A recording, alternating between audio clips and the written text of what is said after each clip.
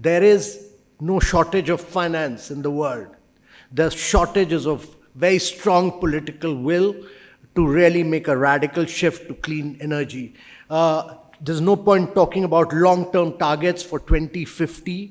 It's important to take action now and deliver now, as India has delivered in the case of renewable energy.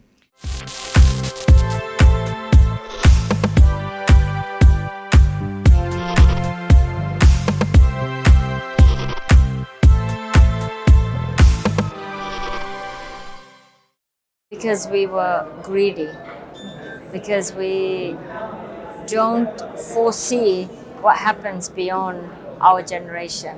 But now we are the last generation. Our forefathers failed to act on this on time, and we are the last generation who can address this. After this, we don't have any time left. I think in democracies, it's the fact that no elected politician wants to tell the people who elected them the truth. I think it's important that people not hold theological views. The environment has gotten immensely cleaner over the last 50 years. There's no comparison to what it was. In the US, it used to be fairly dirty, pretty clean now.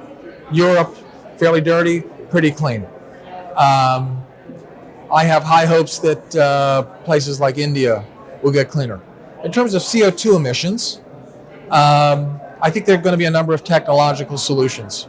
And this is an issue that we can conquer. It will take time. The market has a lot of ingenuity. It produces things that people cannot imagine if incentivized the right way. It's a question of strategic interest. I think there's a lot of different interests when it comes to climate change. It's still not enough of realization of how destructive it will be if we do not act now. And we all have our sets of interests, and we're not willing to move one step ahead in order to forego some of our interests in order to achieve something that's greater good. They used to be known as the Annex 1 countries. You might recognize them as being the early industrializers. The problem definitely rests with the early industrial countries. And while countries like India, China, and all of the developing and emerging economies need to keep pace with the change in technology, with the realities of climate change, the onus to tackle the burden has now been very squarely shifted on the world, when actually it's a very core group of countries that are responsible for it. Activists in richer parts of the world expect the rest of the world to do what they seem fit immediately. And if you are in this part of the world, if you're in India, if you are in Bangladesh, wherever you are in South Asia or Southeast Asia, or let alone Africa, you may have diverging preferences. I heard someone from Germany criticizing the Indian government today for delivering a coal-fired power plant to Bangladesh. You can say that if you live in Berlin, where you have other options and where you are rich enough to pay for more expensive forms of energy provision. Coming to the climate, I would say this is something which the world should have been discussing with all sincerity and seriousness long ago. Of late, there's more emphasis. But somehow I feel that still there is a tendency of doing a tick box. From Paris, we went to Glasgow, sorry. From Paris to Glasgow. In Glasgow, did anyone give a report of what they had promised in Paris and what they did? Practically no. We talk about climate change and all of this a lot, but practically speaking, nobody actually cares, right? If you look around, even in India or Nepal, like nobody even carries 2 recycling bins, or nobody even bothers about throwing waste in a particular manner. So there's a lot that's been said on paper, there's a lot that's been taught, but on the practical side of things, nobody's doing nothing. Selfishness. Everybody is thinking about himself, what is good for me and my people, but at the end of the day, what you're doing is definitely having an impact on your friend next to you. Think about your friend before acting. You will see another way of doing your things rightly.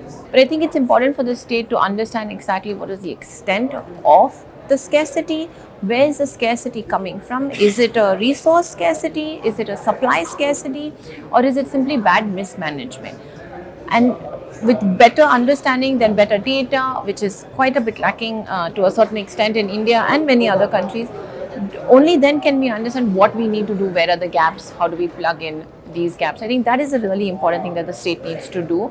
But as citizens, we cannot put all the onus on the state. I mean, the state can have the best policies, it can have the best implementation, but as citizens, if we don't do our part, then you're not really going to get anywhere too much further in the future. The Westerners, you guys lead on all sorts, but not on climate sides, right? I mean, you guys should lead by example. We're there to follow, but the countries like India and China, with the maximum population, should actually be voicing out in terms of climate change and all of that. First and foremost, I think politicians are, because they're not being as bold as they should and could be in putting the right standards there.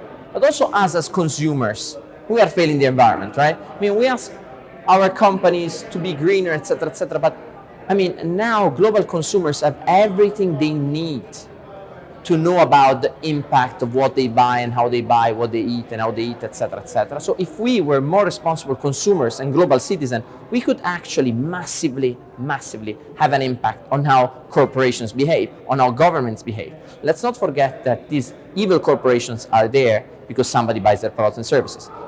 Evil politicians are there because most of the time, some people elect them, right? And so I think there's a lot of responsibility to be taken also at the individual level. Don't forget that this is the age where a lot of people talk on the internet and few people go on the streets. And I think we could be more responsible in doing that.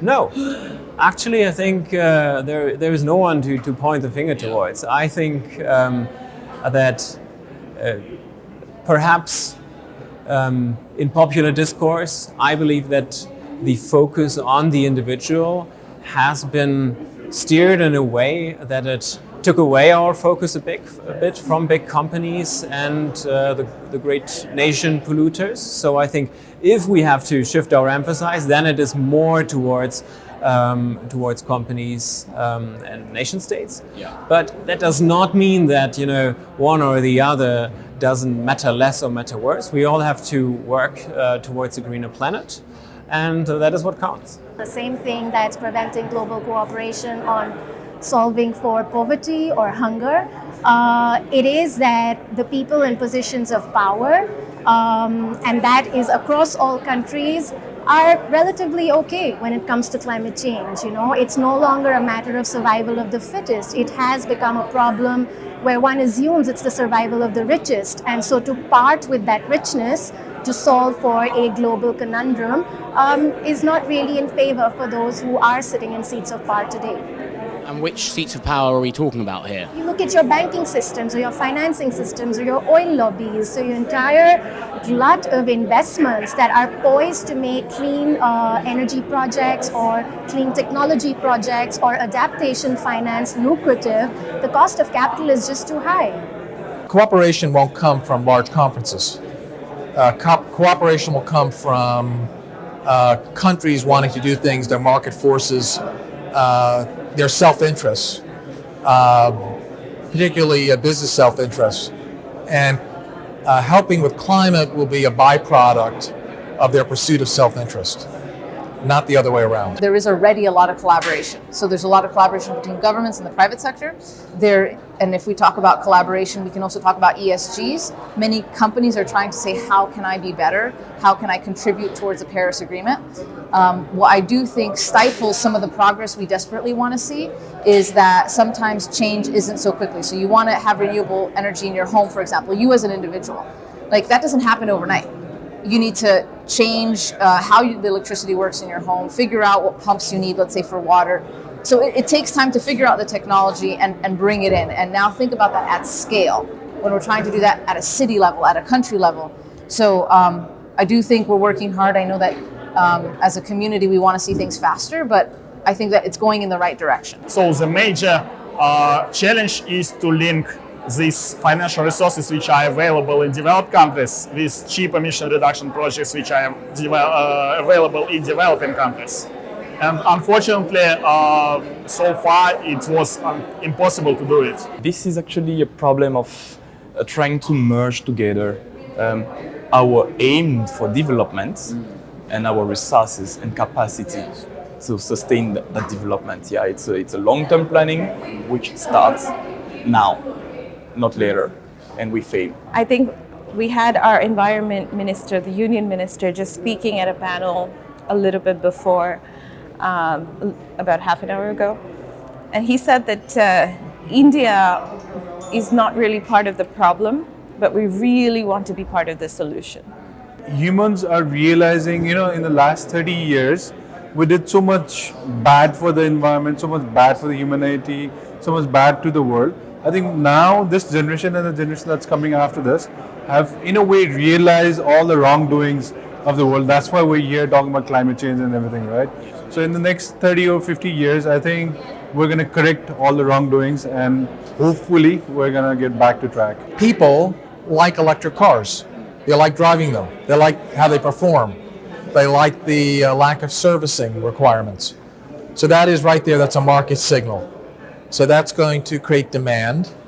There's going to be shortages of a lot of the processed elements and minerals that go into batteries, but the market likely will come up with alternatives and substitutes.